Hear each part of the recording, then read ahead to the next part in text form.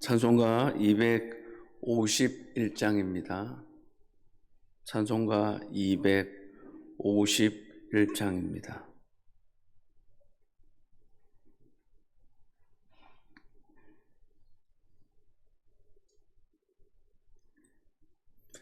놀랍다 주님의 큰 은혜, 우리의 죄를 속하시려 갈보리 십자가 위에서 어린 양 보혈을 흘렸네. 주의 은혜 우리의 죄를 다 씻었네. 주의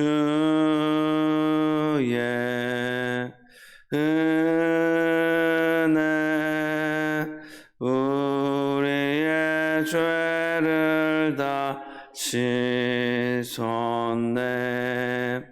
죄악은 성난 파도 같이 우리 영혼을 위협하나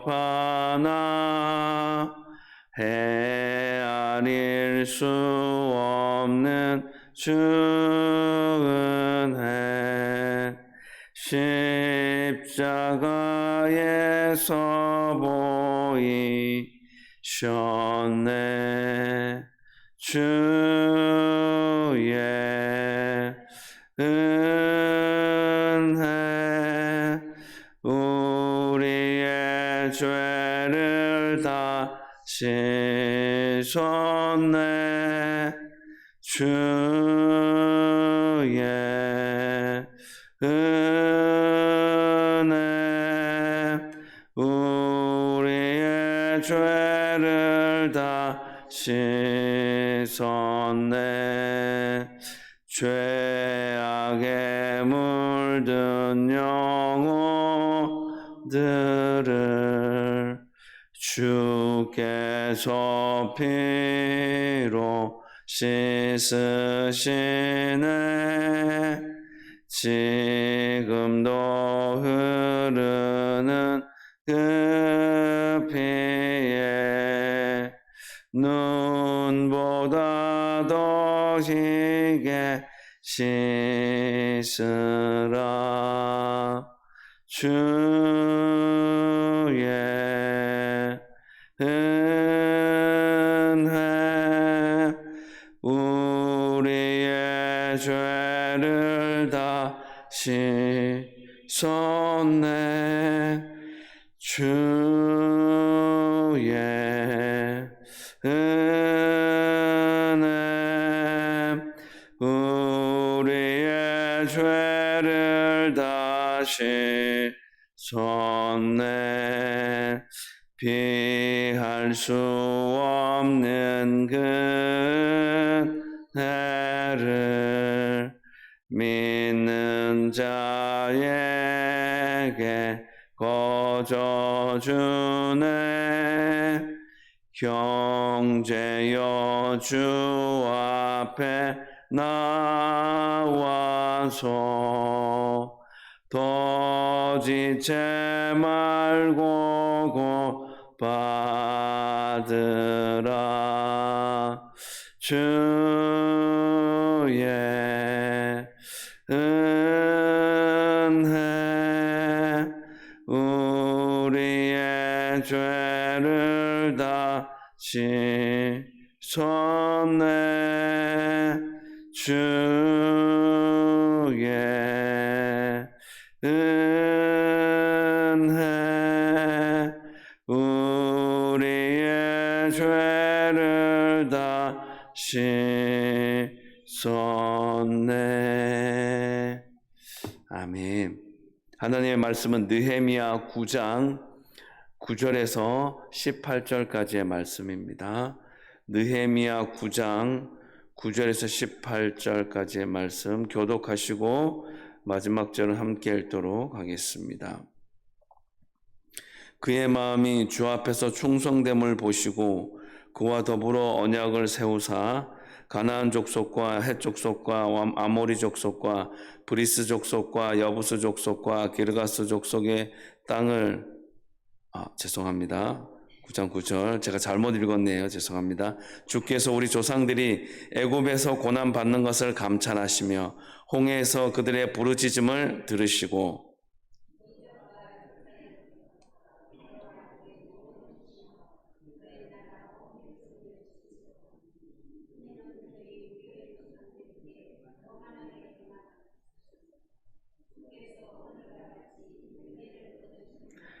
또 주께서 우리 조상들 앞에서 바다를 갈라지게 하사 그들이 바다 가운데를 육지같이 통과하게 하시고 쫓아오는 자들을 돌을 큰 물에 던짐같이 깊은 물에 던지시고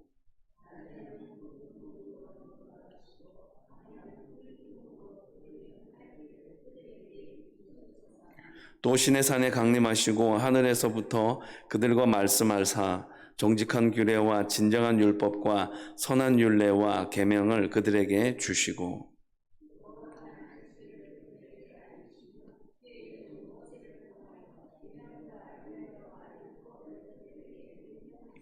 그들의 굶주림 때문에 하늘에서 그들에게 양식을 주시며 그들의 목마름 때문에 그들에게 반석에서 물을 내시고 또 주께서 옛적에 손을 들어 맹세하시고 주겠다고 하신 땅을 들어가서 차지하라 말씀하셨사오나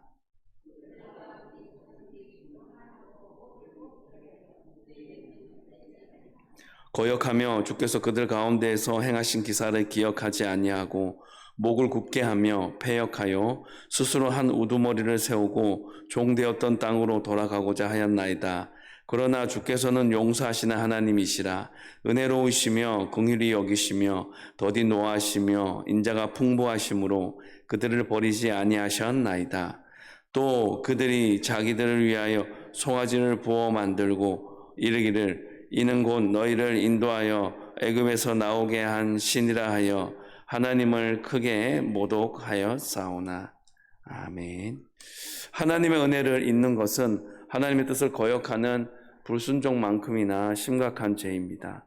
신약 성경과 오늘 우리가 또 함께 읽었던 이 느헤미야를 포함한 이 구약 성경 여러 곳에 보면 반복되는 단어가 하나 있는데 그 단어는 바로 기억하라라는 단어입니다. 왜 기억하라는 단어가 반복이 되어질까요?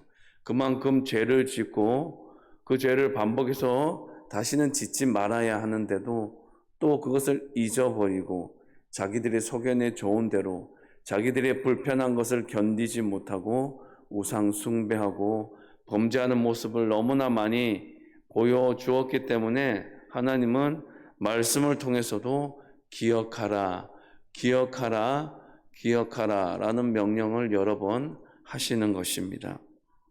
하나님 우리가 당하는 고난뿐만 아니라 수고와 원통함 그 모든 것을 살펴하십니다. 다시 말해서 하나님은 전지전능하신 분이십니다. 우리에 대해서 모든 것을 아시고 우리가 해결하지 못하는 모든 문제와 상황들에 대해서 해결하시고 정리하시는 탁월하신 우리의 진정한 아버지, 우리의 주인 되시는 주님이시다라는 것을 우리는 오늘 본문의 말씀을 통해서도 확인해 볼 수가 있는 것입니다. 하나님이 우리를 아신다는 것은 다른 말로 하나님은 우리를 위해 돕기 위한 준비를 늘 하고 계신다. 나 준비됐어. 아들아, 딸아, 네가 어떤 상황에 처해 있든지 간에 나는 너와 함께하기 원해. 내가 너를 도울 준비가 되어 있어. 그렇게 말씀하고 계신다는 것입니다. 내가 너를 위해 친히 일할 준비가 되었다라고 늘 우리에게 말씀하고 계신다는 것입니다. 우리는 오늘 본문의 말씀을 통해서 하나님이 어떻게 우리를 도와주시는지, 어떻게 하나님을 만날 수 있는지를 한번 확인해보고 우리의 믿음 또한 결단하는 귀한 시간 되기를 주님의 이름으로 축복합니다. 9절의 말씀입니다. 주께서 우리 조상들이 애굽에서 고난받는 것을 감찰하시며 홍해에서 그들의 부르짖음을 들으시고, 이 9절 말씀에 보면 주목해야 할 두 단어가 있습니다. 그 두 단어는 뭐냐면 첫 번째는 감찰하시며 두 번째는 들으시고 라는 단어입니다. 하나님은 이스라엘 백성이 애굽에서 고난받는 것을 살펴보시고 주목하여 보시고 홍해에서 부르짖을 때 그 간절한 기도에 들어응답하여 주셨다는 것입니다. 하나님의 눈은 자기 눈을 향하고 그분의 귀는 자녀들의 간절한 부르짖음에 주목하고 있다는 것을 잘 보여주고 있습니다. 하나님께서는 아브라함과 맺은 약속을 이루기 위해서 이스라엘 백성들의 고난의 현장에 친히 찾아오신다는 것을 보여주고 있습니다. 그렇습니다. 하나님은 당신의 자녀들의 처지와 형편을 너무나 세밀하게 다 잘 알고 계십니다. 단순히 지식적으로 알고 계실 뿐만 아니라 우리를 돕기 위한 행동까지 이미 준비하시고 행동으로 옮기신다는 것입니다. 그러므로 이 시대를 살아가는 저와 여러분들 또한 하나님에 대한 우리의 자세는 언제나 우리의 사정을 아시고 도우실 수 있는 여호와 하나님만 전적으로 믿고 의지하는 삶을 살아가야 한다라는 것입니다. 10절 11절 말씀입니다. 이적과 기사를 베푸사 바로와 그의 모든 신하와 그의 나라 온 백성을 치셨사오니 이는 그들이 우리의 조상들에게 교만하게 행함을 아셨습니다. 주께서 오늘과 같이 명예를 얻으셨나이다. 또 주께서 우리 조상들 앞에서 바다를 갈라지게 하사 그들이 바다 가운데를 육지같이 통과하게 하시고 쫓아오는 자들을 돌을 큰 물에 던짐같이 깊은 돌에 던지시고, 이 10절 11절은 우리가 잘 알고 있는 그 출애굽기의 말씀을 떠올리게 합니다. 10절은 애굽에서의 10가지 재앙에 대한 사건을 요약해서 보여주고 있고 11절의 말씀은 홍해 사건에 대한 부분들을 그렇게 간략하게 정리해서 우리에게 말씀해 주고 있기 때문입니다. 이 10가지 재앙, 홍해 사건의 공통점은 왜 바로와 이스라엘 백성들을 바로와 그의 백성들은 치셨느냐? 그것은 다른 이유가 아닙니다. 그들이 교만하였기 때문에, 그 말씀의 경고를 듣지 아니하여서 심판과 그렇게 죽임을 당하였다는 것을 보여주고 있는 것입니다. 하나님이 이렇게 이 사건 가운데 친히 개입하시는 것은 당신의 백성들에게는 구원의 놀라운 선물을, 하나님을 대적하는 세력에게는 심판의 모습으로 나타난다는 것을 잘 보여주고 있습니다. 따라서 출애굽 사건은 단순히 이스라엘 백성을 위한 사건이다라고 말할 수가 없습니다. 우리의 인생 가운데도 이 출애굽과 같은 과정을 거칠 때가 분명히 있기 때문에 그렇습니다. 하나님의 말씀에 순종해야 하고, 믿기지 않지만 그것을 믿고 주님을 따르고 의지할 때 놀라운 일이 바로 우리를 통해 또 우리의 삶의 자리 가운데 나타나고 일어날 수 있기 때문에 그렇습니다. 출애굽 사건의 절정은 바로 우리가 잘 알고 있는 바닷물이 갈라지는 홍해 사건으로 잘 나타납니다. 하나님께서는 모세 그 선지자의 그 부르짖음, 이스라엘 백성들의 부르짖음을 들으시고 그들의 기도에 응답하십니다. 이 이스라엘의 부르짖음에 대한 응답은 하나님께서 홍해를 가르시고 바로의 군대를 그렇게 수장한 사건으로 아주 잘 나타납니다. 이스라엘 백성은 직접 바다 가운데를 육지같이 통과했습니다. 그러나 하나님을 거슬렀던 바로와 애굽의 군대는 깊은 물에 잠기게 된 것을 누가 목격했습니까? 바로 이스라엘 백성들이 그들의 눈으로 확인하였습니다. 하나님은 이렇게 탁월하신 분이시구나, 이 놀라운 일을 행하시는 분이시는구나 라는 것을 분명히 그들의 눈으로 확인한 그런 모습이 있기 때문에 그런 상황에서 어떻게 하나님을 붙들고 의지하지 않을 수 있겠습니까? 그러므로 우리는 하나님이 아무도 모르는 피할 길을 우리를 위해, 저와 여러분들을 위해 준비하고 예비하시는 탁월하신 분이심을 믿음으로 고백하며 주님 앞에 나아갈 수 있게 되길 주님의 이름으로 축복합니다. 12절 말씀입니다. 낮에는 구름 기둥으로 인도하시고 밤에는 불 기둥으로 그들이 행할 길을 그들에게 비추셨사오며. 그렇습니다. 광야라는 곳은 특징이 낮에는 찌는 듯한 태양빛에 어떻게 피할 곳을, 더위를 피할 곳을 찾아야만 하는 아주 강렬한 햇빛이 내리쬐는 곳입니다. 그 광야 가운데서 구름 기둥으로 그렇게 당신의 백성들을 시원하게 만들어주시고, 밤에는 또 언제 그랬냐는 듯이 살을 애는 듯한 추위로 그렇게 고통받을 수도 있는데 불 기둥으로 그들을 보호하여 주십니다. 그렇습니다. 하나님은 이스라엘 백성들을, 그리고 우리들을 위해 우리의 인도자가 되어 주시고 우리의 보호자가 되어 주시겠다고 말씀하여 주십니다. 우리는 주님이 우리의 인도자 되심을 반드시 기억하고 이 세상을 담대하게 살아가는 그런 믿음의 모습이 있게 되기를 주님의 이름으로 축복합니다. 13절 14절 말씀입니다. 또 시내산에 강림하시고 하늘에서부터 그들과 말씀하사 정직한 규례와 진정한 율법과 선한 율례와 계명을 그들에게 주시고 거룩한 안식일을 그들에게 알리시며 주의 종 모세를 통하여 계명과 율례와 율법을 그들에게 명령하시고. 오늘 이 본문의 말씀 가운데 보면 하나님께서 이스라엘 백성들을 구원하신 분명한 이유에 대해서 말씀하고 있습니다. 왜 이스라엘 백성을 구원하셨습니까?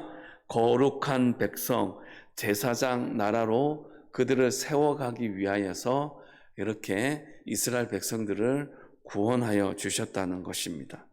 이스라엘 백성들에게 하나님의 말씀인 율법은 하나님의 약속을 받은 백성으로 살아가는데 반드시 있어야만 하는 삶의 지침과도 같은 것이었습니다.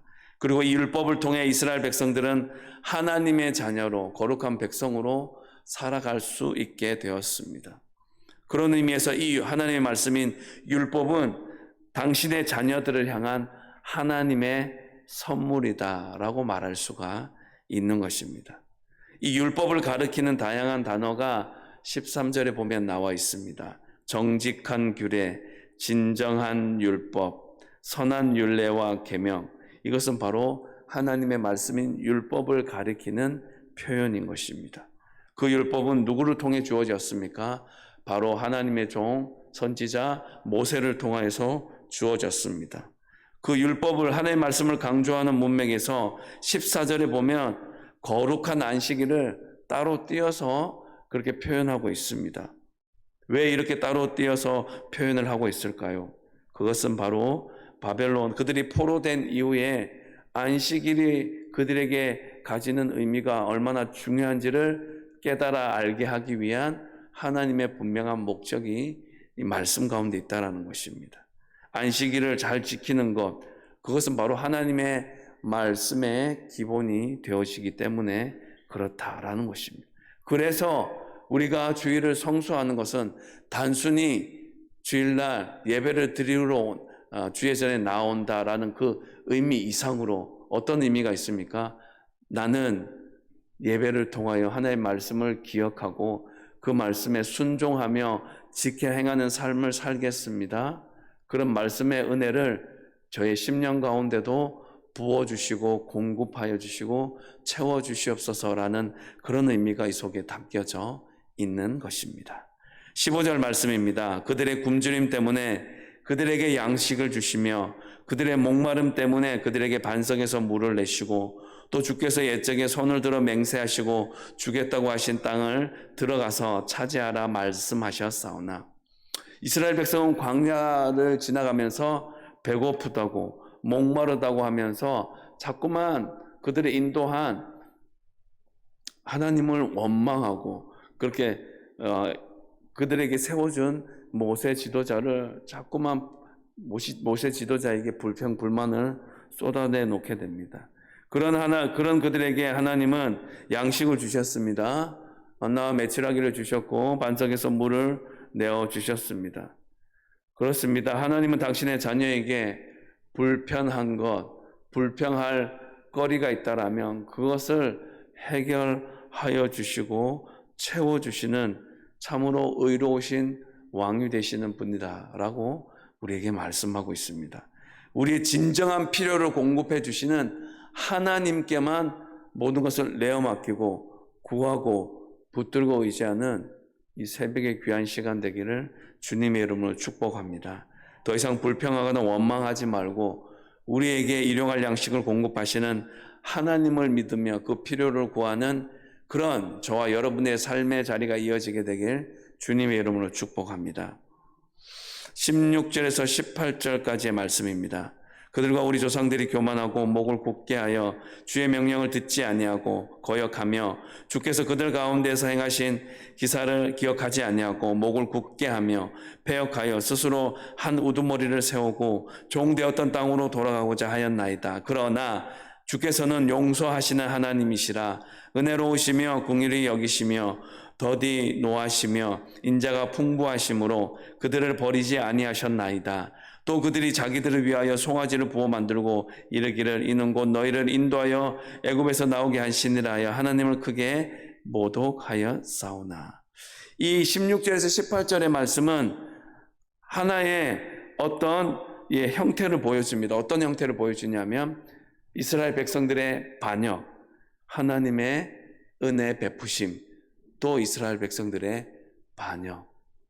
그렇지 않으면 참 좋겠는데 한번 반역하고 거슬렀으면 다시는 그 은혜와 긍휼을 베풀어 주시는 하나님을 놓치지 말아야 되는데 여지없이 이스라엘 백성들은 그 은혜를 까맣게 잊어버리고 또 우상을 만들고 신상에게 절을 하는 그런 어리석음을 범하게 됩니다. 하나님의 크신 은혜를 베풀어 주심에도 불구하고 이스라엘 백성들의 반역은 멈출 줄을 모릅니다. 하나님, 창조자 하나님을 송아지의 형상 안에 가두는 행위, 이것은 철저히 명백한 하나님을 모독하는 범죄인 것입니다. 하나님은 우리를 구원하시기 위해 당신의 아들까지 희생시키셨습니다. 그런데 우리가 다시 죄의 길로 간다면 그것은 바로 하나님의 희생과 사역을 우리가 무시하고 멸시하는 행위와 다를 바가 없다라는 것입니다. 구원의 길에서 다시 돌이켜 죄의 길로 빠지지 않도록 늘 우리 자신을 쳐서 복종시킴으로 말미암아 말씀을 붙들고 의지하는 그런 믿음의 고백이 이어짐으로 말미암아 주님 품에서 벗어나지 않는, 주님이 바라고 원하시는 그 믿음의 길, 의의 길, 은혜의 길에서 멀어지지 아니하고 늘 그 안에 머무는 믿음의 삶이 이어질 수 있게 되길 주님의 이름으로 축복합니다. 기도하겠습니다. 우리는 오직 하나님의 은혜를 붙잡을 뿐 사람의 업적에 중점을 두지 않고 살아가기를 소망합니다. 하나님이 우리를 택하시고 사랑하신다라는 믿음의 확신을 분명하게 세워가게 하옵소서. 우리의 죄악과 부끄러움을 덮어주신 하나님을 높이고 성도들과 이웃들에게 알리는 것이 바로 우리의 신앙 정체성임을 잊지 않고 살아가게 하옵소서. 매 순간 하나님의 음성을 듣지 않고 패역하고 불순종했던 이스라엘 백성들의 길을 닮아가지 않기를 힘쓰는 삶의 자리가 있게 하옵소서. 하나님은 교만하고 불순종하는 당신의 백성을 불쌍히 여기셔서 긍휼을 베풀어 주시는 분이십니다. 그리고 용서의 은혜를 베풀어 주십니다. 우리의 신앙 여정에는 반드시 그러나의 삶이 있습니다. 우리는 부족하고 불순종할 수밖에 없는 연약하고 상한 갈대와 같은 존재입니다. 그런 우리를 위해 길이 참으시는 분이 우리의 아버지 되시는 하나님이십니다. 우리가 주님의 시선에 주목하며 영적인 부분에서 더욱 간절함을 사모하는 삶을 살아가게 하옵소서. 우리를 위해 항상 도우실 준비를 하고 계시는 에베네셀의 하나님을 만나는 감격적인 믿음의 여정이 이어지게 하옵소서. 주님, 오늘은 우리 민족의 고유 명절인 추석입니다.